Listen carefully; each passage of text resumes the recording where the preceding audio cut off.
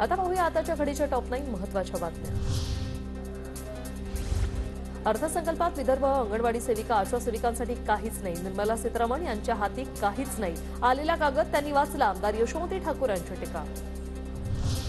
महाराष्ट्र भूषण ज्येष्ठ समाजसेवक आणि निरूपणकार अप्पासाहेब धर्माधिकारी यांची उद्धव ठाकरेंनी घेतली भेट। रेवदंडा येथे निवासानी जात घेतली भेट। शाल आणि पुष्पगुच्छ देऊन केलं अभिनंदन। खासदार सुनील तटकरेंच्या रायगड लोकसभा मतदारसंघावर भाजपचा डोळा। सूर्यकांत दळवींच्या प्रवेशानंतर भाजप लवकरच रायगडमध्ये शक्ती प्रदर्शन करणार, सूत्रांची माहिती।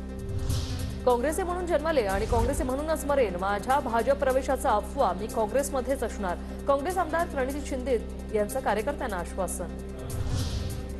मनसे अध्यक्ष राज ठाकरे 3 दिवसीय नाशिक दौऱ्यावर। पदाधिकाऱ्यांकडून ढोल ताशांच्या गजरात जोरदार स्वागत। लोकसभेच्या पार्श्वभूमीवर दौऱ्याला महत्त्व।